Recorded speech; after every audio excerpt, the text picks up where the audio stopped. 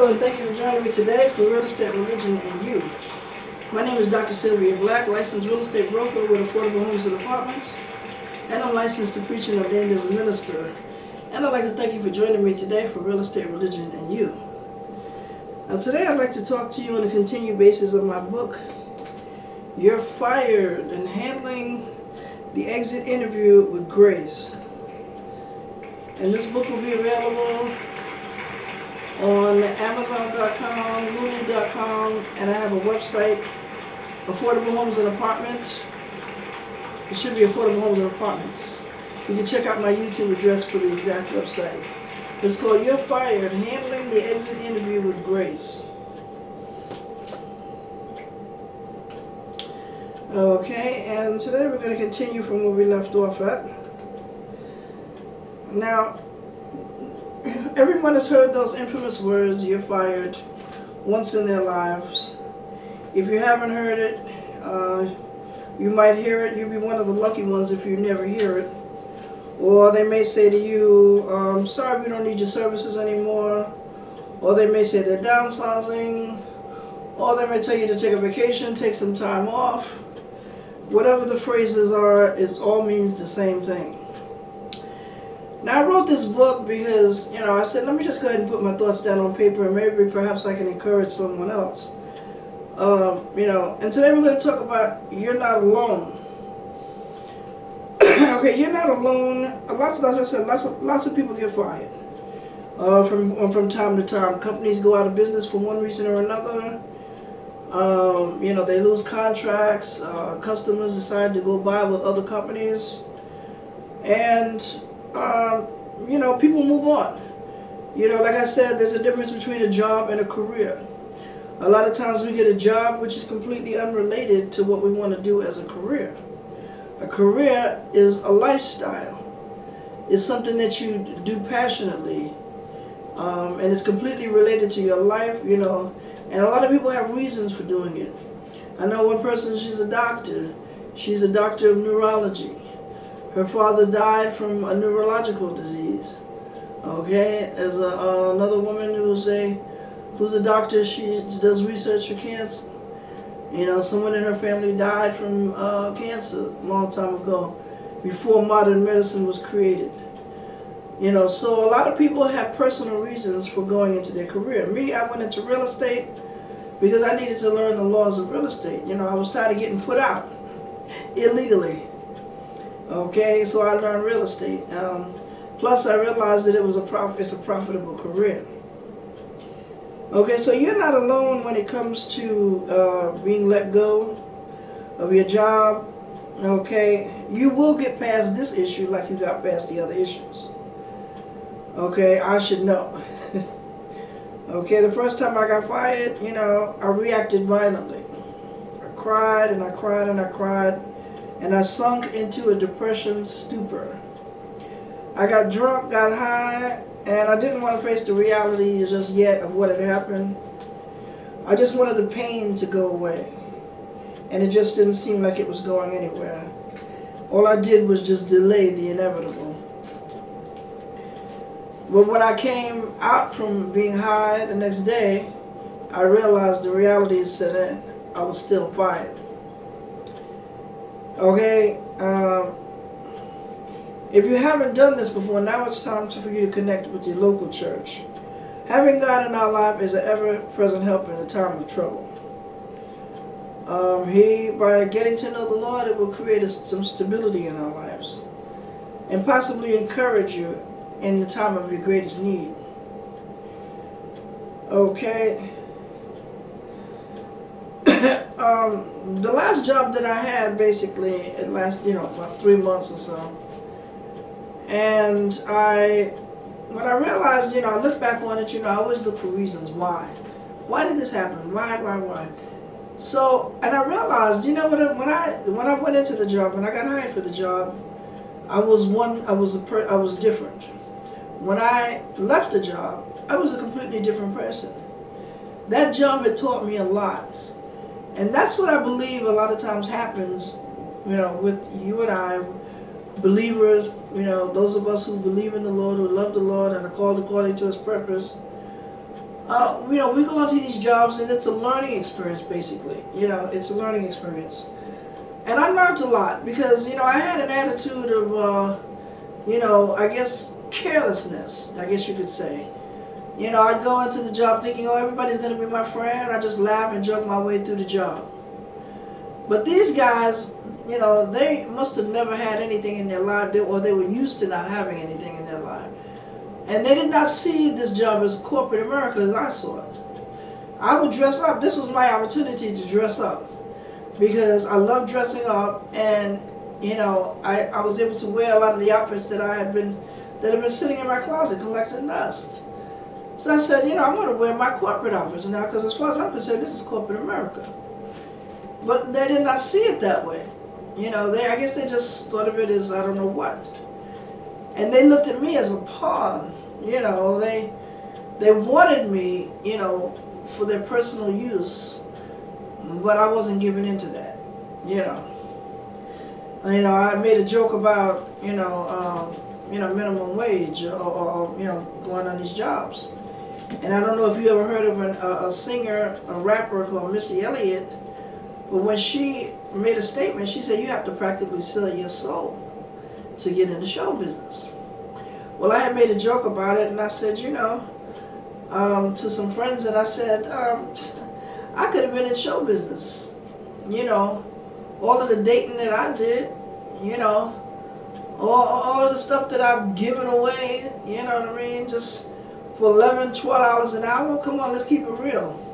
I mean, that may seem like a decent wage to you, but when it comes time to bowing down to somebody and you got to cater to their every need, I should have been a movie star, I made a joke about it, I said at least, people will know who I was, will know who I am, recognize me for something that I did, something great.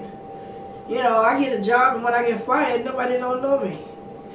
And so and even when I used to date guys so that I could keep the job, I knew that was a requirement, but I didn't actually make the decision to do it.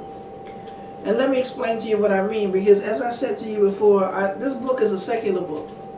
It's not a spiritual book. It does not talk about getting fired from a spiritual point of view.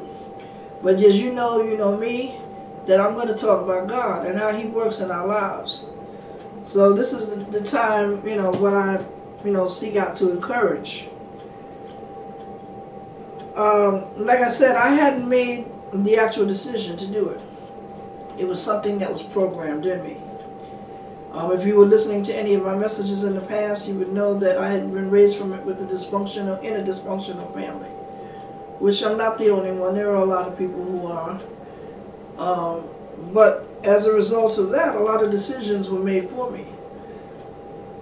And I would act out of those decisions, you see. And when I realized that I was doing something that I did not want to do, I stopped. I said, I don't want to do this, I mean, in the middle of the job, I would be like, I'm busy. I'm not going to be able to go out with you tonight or what have you, And then, eventually you should be wanting to go out with somebody, but eventually if you don't, then, they're going to say, well, are you sure you don't want to go out with me anymore? You don't want to go have dinner or whatever? Blah, blah, blah. No, thank you. And then it would just sneak up on you, call you in the office or whatnot to give you one final opportunity to bow down to them in the office, behind closed doors, nobody's looking now. And if you refuse, then they just, drop the bomb on you.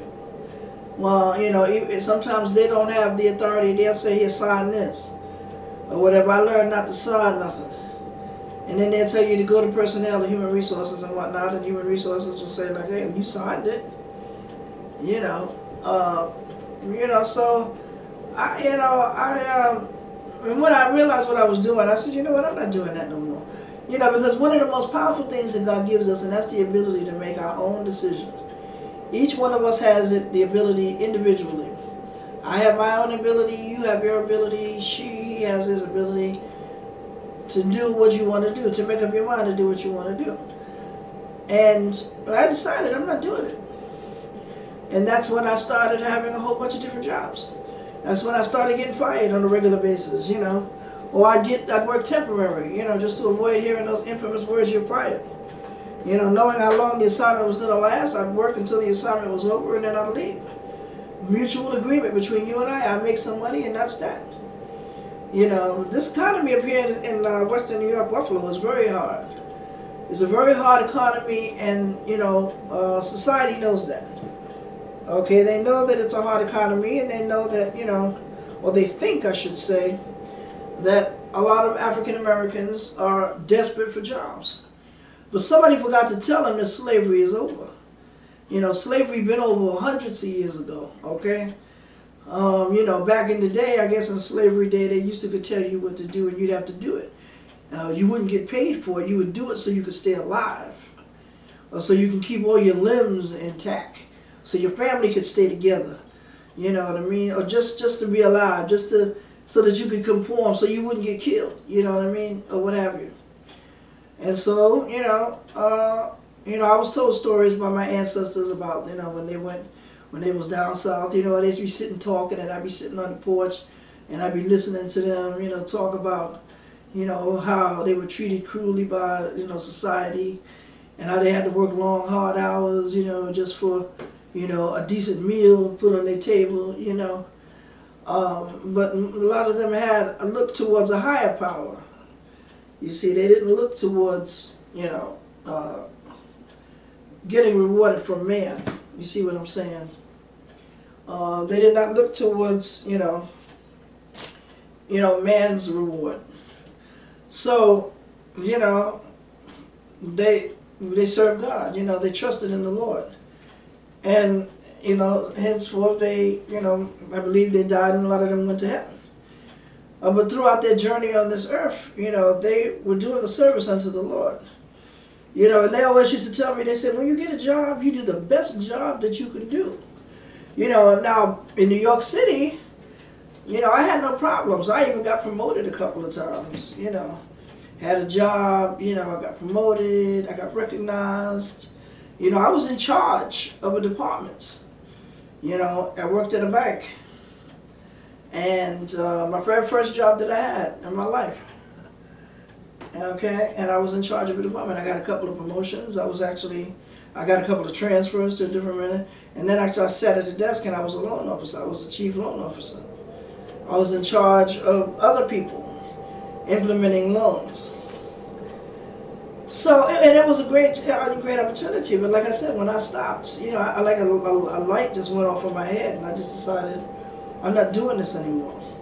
I like my job, but see, my peace is not in my job. You see, if wherever your peace is, when you lose your peace, you're gonna lose.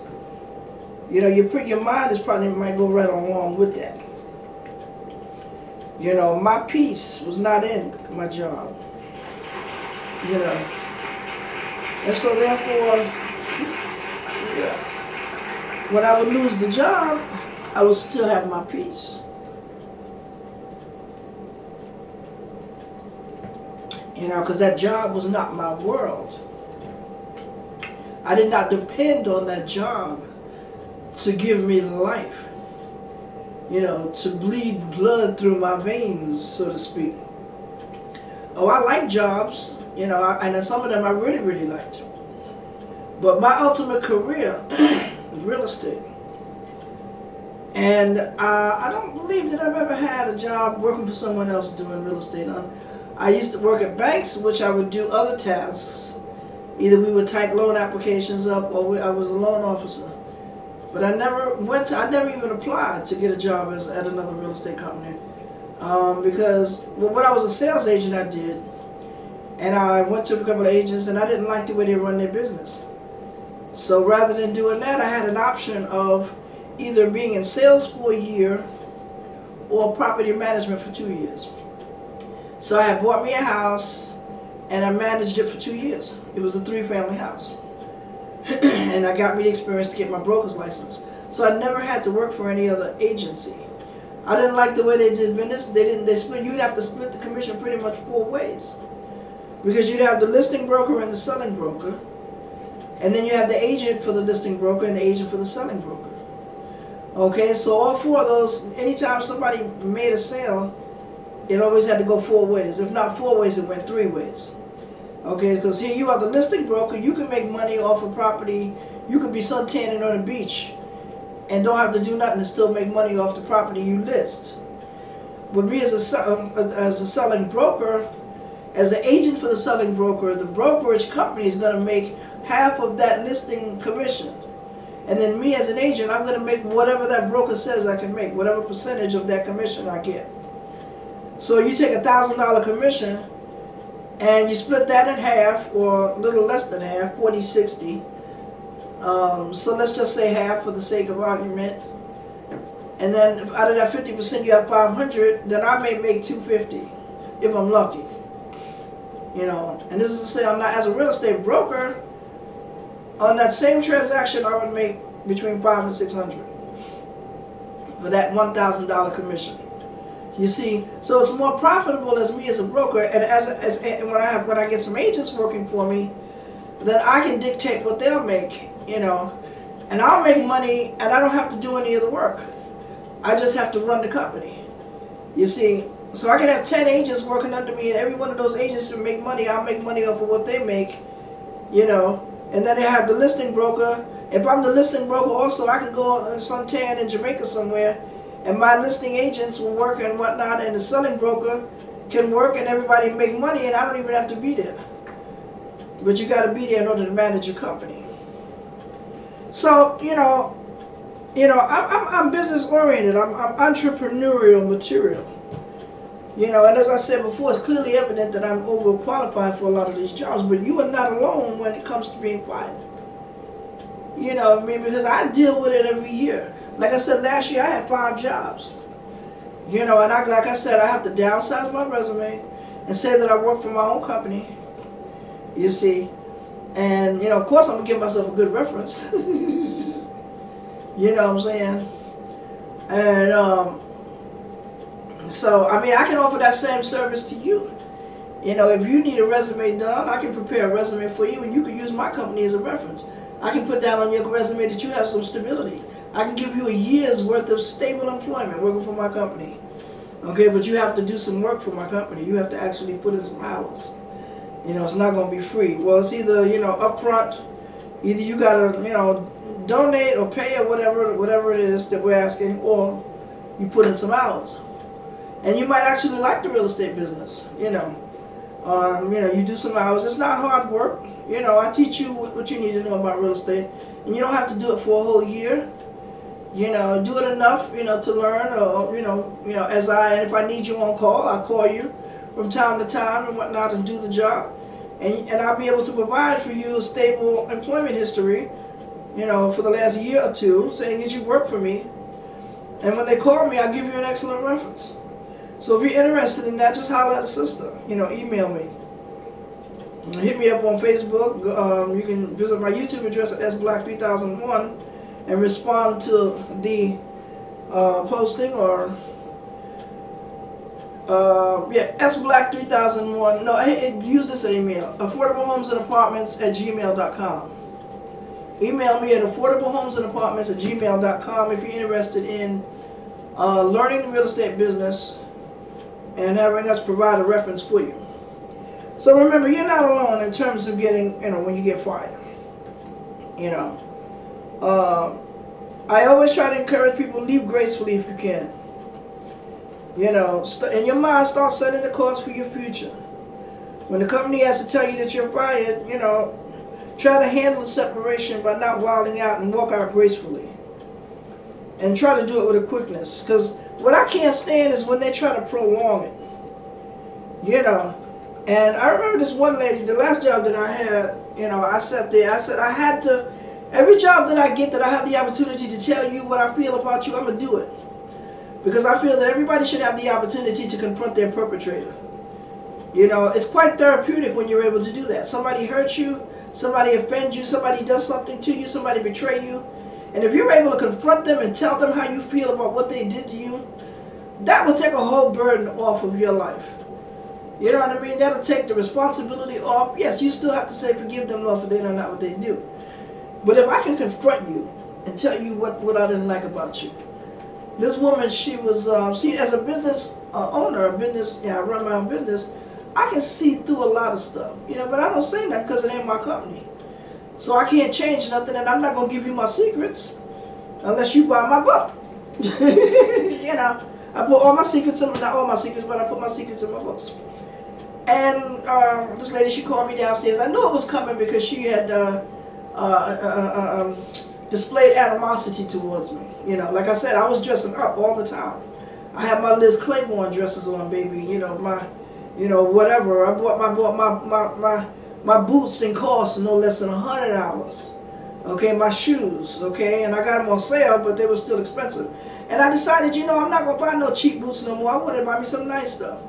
So that's what I did. I went out and bought me some nice boots, some nice shoes.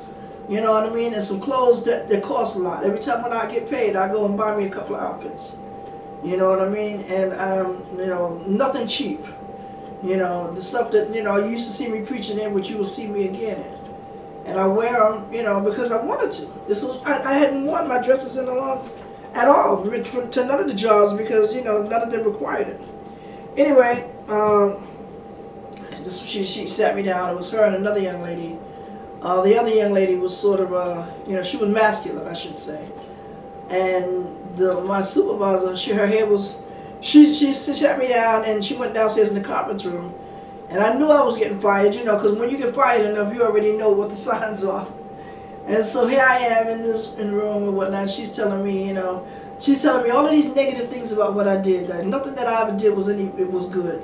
And from the day that I started the job, it wasn't no good. And she brought up something that happened 2 months ago, which nobody had did anything about it then. Technically, I can take her to court and sue her. I can contact the EEOC, and I still might do that. Because even though I was there for a short period of time, a whole lot of stuff went down in that short period of time that I was there. And I just went into work and I did my job. That's it.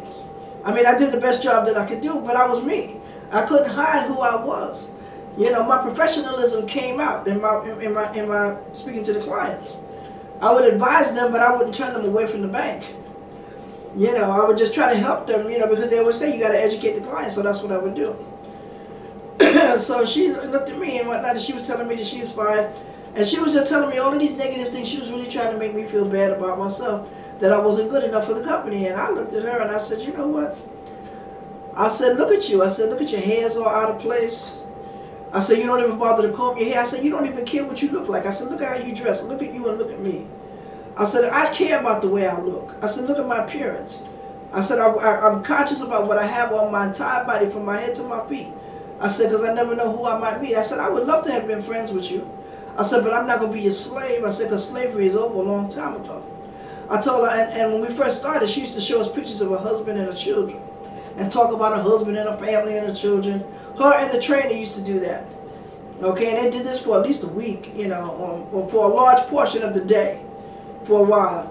And so I told her, I said, it's obvious. I said, you ain't getting none at home. I said, because I looked at the other lady, I said, oh yeah, that's right. She used to talk about her husband all the time. She showed us pictures of what her husband looks like and her children. That's why we don't know nothing about the lesson, because she talked all about her family all the time. I said, that's why you ain't getting none at home and whatnot. I said, and I hope your daughter knows how to say no when you come on to her. I said, look at you. I said, look at the way you dress. And she looked at me. She turned white as a ghost.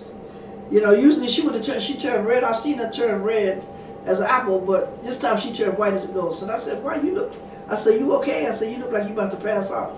And she looked at me and her mouth was open. She was like, I said, why? I said, why you looking at me like that? I said, don't look at me like that. I said, you hate me. It's obvious that you hate me. I said, so I might as well tell you about how I feel about you. I said, personally, I feel that you don't even know how to run the company. I said, I can see through it. I said, you sit back on your desk and I said, you let me make a phone call and you let me give that man 5 credits, overdraft credits, rather than saying something about it. And it's at the bank's discretion to reverse those overdraft credits because they've done it before. Okay, so, I'm not, I know you know that I'm not stupid. And I'm not trying to take your job over either. And I said a couple of other things that I can't say in the air here, about her bowing down. I said, you don't have a job because of your skin color. I said, she's not my skin color, I said, you don't have this job because of your skin color either. I said, you have the job because you bow down to people. That's why you have a job. I said, I can bow down to people. I know how to do it. If I wanted to, I said, but that's not my style. I said, I shouldn't have to do that to keep a job. You know, I said, I'm overqualified. I got to go through all of the tests and trials. I got to get 100% on the test. I got to be better than perfect. You know what I mean? And I still have to dress to impress. I said, but yeah, and still you want me to do additional tasks for the job. You know, I said, I'm not doing it. I said, so you can just go ahead and let me go. I said, but what you doing here right now? I said, that's not going to stop me from doing nothing. I said, because actually, you know what, you're setting me free. And I wrote a poem about that. And I had told this woman a couple of other things about herself, honey, and she was just in shock. She was just like, ah. You know, like next word would have came out of her mouth would have been, I never. And I would have said, and yeah, you probably never will again either. You know what I mean? But I knew that, you know, and I didn't say not one curse word. See, sometimes you can tell a person how they feel, you can belittle them and don't even have to curse them out. You know, but I told her, I said, you hate me, so I might as well tell you how I feel about you. You know, so I said, well, just let me go. I said, I know you're firing me already. I said, so I know the door's right there. I said, here's my badge, you know, and that was it. I was out the door. So don't feel like you're alone, because you're not. A lot of people go through it. I'm just trying to help you handle it. Because this is a hard economy up here in the city of Buffalo, and people will treat you wrong. They will treat you cruel. You know, they will say all manner of evil against you. And then they'll, you know, I think that it's okay to do that.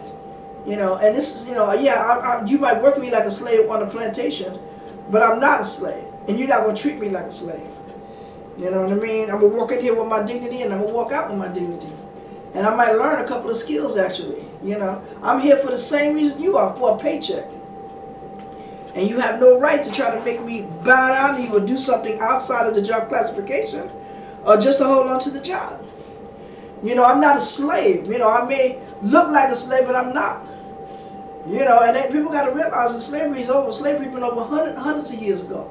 You know, we celebrate a birthday every year of a great black man who fought for our freedom, who fought for an end of segregation, who fought for an end of racism, and in the workplace as well. Okay, and his name was Martin Luther King Jr. And we just celebrated his birthday just last month. And this month here is Black History Month, February, okay, 2016. So, you know, we have a black president. You know, a lot of my ancestors didn't live to see that. You know, we have a lot of black people in political power, you know, in congressmen, in commissions, state, federal, city governments, and with a lot of African-American entrepreneurs. You know, so don't never let nobody belittle you or make you feel like you're less of a human being just because of the color of your skin. Or because they're firing you, because the only reason why they're firing you is probably because you're doing something better than they ever could. You know, you can run that company if you wanted to, and they see that in you. You're a threat. And that's why they want to get rid of you. That's why they want to discharge you. And that's why they want you to bow down to them so that they can get the credit for the work that you do. But they can't get the credit unless you give them that opportunity to do that. Ooh, this took a whole nother turn, didn't it? Wow. Well, anyway, I want to thank you for joining me today for Real Estate, Religion, and You. I hope the show gets aired. I don't know. That was some pretty harsh stuff that I was saying there, but I just want to thank you for joining me for Real Estate, Religion, and You. And you're not alone when it comes to getting fired, you know, or let go, or downsized, or what have you. Don't take it personal, honey. It's the devil's job. He comes to steal, kill, and destroy. Don't let him steal from you. Don't let him kill you, and don't let him destroy you. Okay? Life does go on. And just because you may be fired from this job, there's a whole world out there waiting for you, baby. And it's time for you to take advantage of that. Bite that apple and take advantage of it, baby. That's what we used to say in the Big Apple. You know what I mean? The Big Apple, that's what we used to say. Bite that apple, honey. Eat that apple because, you know, there's a whole lot of food out there for us to get, and we're going to get it. So don't let nobody belittle you.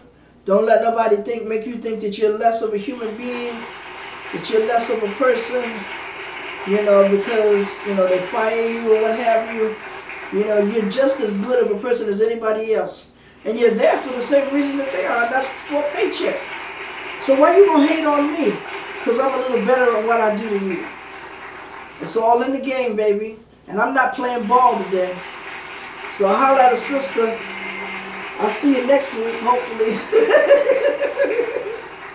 This is available on lulu.com, LULU.com, for You're Fired. Handling the exit interview with grace. Holler at the sister, y'all. See you next week, right here on Real Estate Religion with You. My name is Dr. Sylvia Black, and I'm your host. Visit me on YouTube, that's Black 3001. Hit me up on Facebook, Dr. Sylvia Black. Black Preaching Network, and a website that'll be coming soon near you. Holla, peace out.